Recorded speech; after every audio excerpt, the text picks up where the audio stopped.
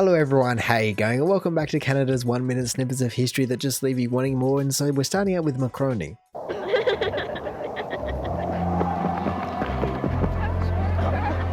Hey, go on!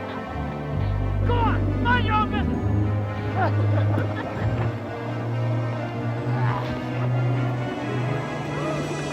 The antenna is holding, sir.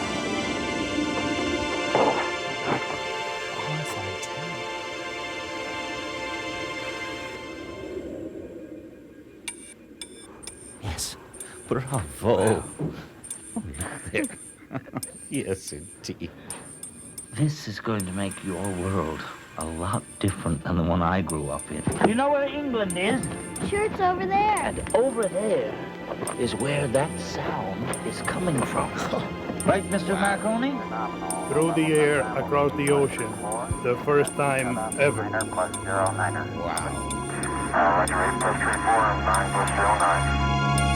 See, this is what I mean when it just opens you up to little snippets of history. There was no way that I ever would have been able to recall, or maybe I didn't even know who was the first person to kind of, I guess, invent this kind of communication network. And meanwhile, it's a heritage minute that it just showcases the entire process. I love how rudimentary it is, just the fact that it just looks like a kite and they're struggling with it. It's not just a simple process, even down to the little bits. And even just the inclusion of the kids laughing at them struggling to put it up. You know, it's just a kite. Surely it shouldn't be that difficult. But actually, I guess anyone that has ever flown a kite knows that the getting it off the ground is definitely the hard part, and considering this one also is an aerial, I can only imagine it wasn't the easiest thing. But I guess to their credit, out of everything that they've had to achieve here, that is certainly an easy component, just considering they went and made the first, I guess, what would it be, intercontinental? I think that would be the right word, but intercontinental just messaging service via, well, would it be phone? Because they seem to be phoning at the end here. Yeah, it sounds like a phone call, but then the tapping on it is making it sound like an SOS, and so I don't know which one it is. Italian inventor receives the first transatlantic, now that's the word I was looking for, but I guess intercontinental also works. Radio message on Signal Hill, I guess that's a fitting name, in St. John's, Newfoundland, 1901. Now sadly, it doesn't actually specify whether the radio message on Signal Hill was carrying Morse code or whether it was, I guess, carrying audio like a phone call. I guess considering it was 1876 when Alexander Bell first made the telephone, would that have been possible? I would say no, that you're going to be going from telephone, like the first ever phone call, to a transatlantic phone call. But I guess there's even probably debate about who made the first this and who made the first that and where the components came from and everything. But either way, for this guy, the Italian inventor, I can only assume living in Canada at the time, to develop this technology where you would all of a sudden, out of the blue, you know, just completely, like he said, this is going to change the children's lifetime. So it's not like they grew up with anything like it. And so to all of a sudden just have this connection with the other side of the world in virtually an instantaneous moment, you can just make a call. So ever since then, the entire world has been so connected in a way that you can't otherwise physically do. But now moving on to our second one, we have Hart and Papino. I, Ezekiel Hart, Seigneur of Bécancourt, duly elected deputy of Trois-Rivières, hereby swear... Sacrilege! No. The oath must be sworn as a true Christian, and you're not. Expulsion. He was elected, Father, by the Catholics of Trois-Rivières. Even the priests supported him. Who are we?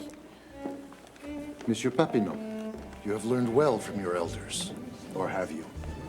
And it is hereby declared and enacted that all persons professing the Jewish religion and residing in this province are entitled to the full rights and privileges of all other subjects. Wow. In 1832, Louis-Joseph Papino and the Assembly of Lower Canada enacted a law giving Jews full rights of citizenship, 25 years before the same rights were granted anywhere else in the British Empire. Well, Canada certainly knows how to show the rest of the world up when it comes to doing things first, especially in this kind of vein of everything involved, whether it be in regards to the Jewish or women's rights or gay rights or whatever it may be. They always seem to be the first or one of the first in the mix. And the thing that caught me off guard the most was the fact that this was 1832, 110 years before World War II, and we all know how that went down, and this was just a completely opposite situation to that. that, where even though the Jewish had previously had less rights than the Christians, obviously it just turned around and they went, hang on a second, or really one guy had seemingly beat Papino, was just observing all of this going on in front of him, and he just went, this just isn't right. I'm seeing all these people, they are just one and the same, we're all the same here, surely. We can't be and we shouldn't be just separating people based on their religion. And yes, there are still problems today in that circumstance, but at least you can just see in 1830s, it was even just a topic of discussion then. I mean, it might sound a little bit disheartening because you go, oh man, really? We're still dealing with the same issues 200 years later? But I guess so much progress has been made in so many different categories that you can't dismiss all of that. And so now my main question is, who is this guy that they were talking to? Are they the judge? Are they some kind of like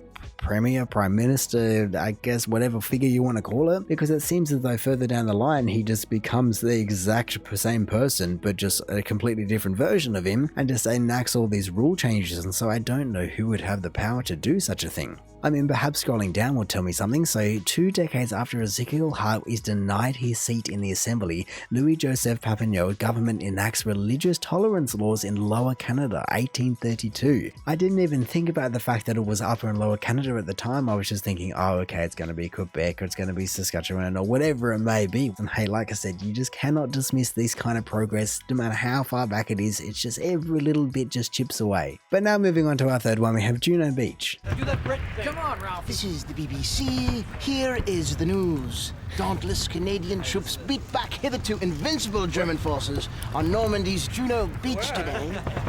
And this is Canadian Armed Forces Radio, with something that really matters. That great hit by Toronto's own Ruth Lowe. Listen to this.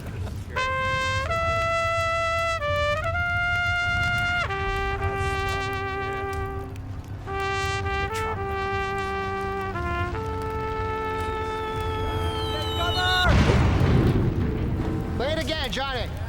Musician and broadcaster Johnny Lombardi would continue to play a prominent role in our popular culture for another half-century. Wow. Double time!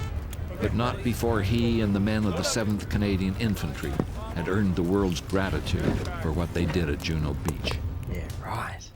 Well, geez, there was quite clearly a lot to unpack there. The fact that he was a musician that had apparently quite a successful career for 50 years. He was just inspiring people. I can only assume playing trumpet. Ah, okay, so he was also a radio broadcaster as well. Other names, Mr. Toronto. No wonder I felt as though I was slipping through the cracks from the start. He certainly seems to have had a very busy life. He started or founded Chin and then Chin FM, broadcasts a multilingual radio format with programs in Mandarin, Cantonese, Portuguese, and other languages. Wow, so he really just went all out. Lombardi was a recipient of the Order of Canada. Of course he was, because he just didn't have a busy enough life as it is, and was invited by Prime Minister Jean, to commemorate the 50th anniversary of the D-Day invasion of Normandy on June 6th, wow, in which he had originally participated. Now that in itself is just a hell of a statement to be able to make about someone's life, just be able to receive the Order of Canada and be invited back by the Prime Minister to commemorate the 50th anniversary of D-Day. Like I said, it's just an insane sentence, and then they've got all this to go. Often referred to as the Mayor of Little Italy, a ceremony held in the 11th of August 2007 just declared Johnny Lombardi Day. Of course,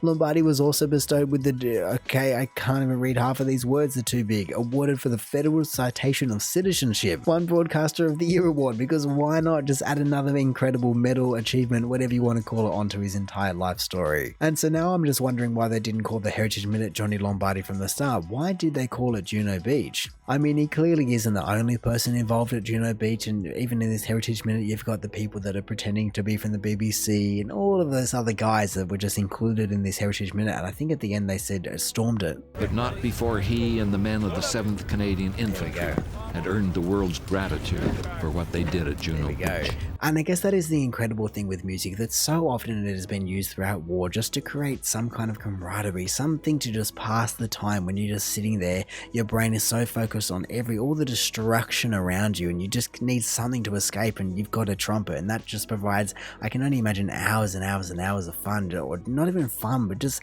not just wartime. Because even if you were able to switch off that part of your brain, the war part of your brain, for even just a second, or maybe just hear a song that just reminisces from home, or whatever it may be, it is just going to be so vital in just everyone's mental health. As destructive as the entire war is, I can only imagine music and just one person just playing a trumpet can make a massive, massive, massive difference. But now moving on to our fourth one, we have Paul Emil Bordeaux.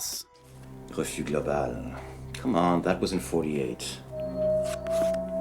Fear of prejudice, fear of public opinion, of total condemnation, fear of finding yourself alone without God. It's enough to make you sick to your stomach when you see all of the rewards given to appalling cruelty, the threats, the mindless excesses, to the manufacture of mountains of useless goods. Life goes on. The important thing is to be able to create, isn't it? Refus global. That piece of paper cost me a lot. Forced to finish his days in exile. The poor artist. What am I listening to? There. Étoile Noire. A manifesto decrying the stifling conditions of Quebec society in the 40s was written by a group of artists led by Paul-Émile Bordua. Well, look, it is in the list of heritage minutes, but I gotta be honest, that one went completely over my head. I don't think I picked up a single thing in that entire thing where I went, oh yeah, I can understand the context of that, or just understand what is even going on in the first place. Really, the only thing I picked up on is the fact that this guy is layering on the painting. That's going to take about, 14 weeks to dry. But other than that, I have no previous knowledge about anything else mentioned in this entire heritage minute. I mean, maybe the description can help me out a little bit. So what do we got? Quebec's voice of the Quiet Revolution reflects on the impact of his writing and art in his Paris studio 1957. I mean, to be honest, like I said, so much went over my head, just completely just whoosh straight gone at the speed of sound, because I guess I could realize that he was talking about his book, and even at the end there, they did say that it was led by him, but it was a whole, I guess, combination of writers put a book together. But I definitely feel as though this just deserves to be taken to Wikipedia. So here we go, 1905 to 1960. Okay, wow, that's only 55. Was a Quebecois artist known for his abstract paintings. Okay, I could understand that with the white and black squares, the Mukau. He was the leader of the avant-garde Automaste movement and the chief author of there we go, that's what the book was. Oh, actually, it was a manifesto. Okay, then you just have to be too specific for my tastes. He had a profound impact on the development of the arts and of thought, both in the province of Quebec and in Canada. This group created abstract paintings inspired by the French surrealists of the time and scorned all academic teaching available at the time in Quebec. Okay then, so obviously they had some kind of a hand in something going on, but like I said, I just do not know where to even begin. There was too much just missing knowledge in my mind for this entire thing to even make any sense in the first place. And so now moving on to our fifth one, we have Dextraz in the Congo. Yes, hostages! We will execute them! That is what I said! You may do what you want with me, okay, but these poor young people are entirely innocent. Shut up! I said look! Yes, you say that they are only missionaries, but we know that they are agents of the colonial power!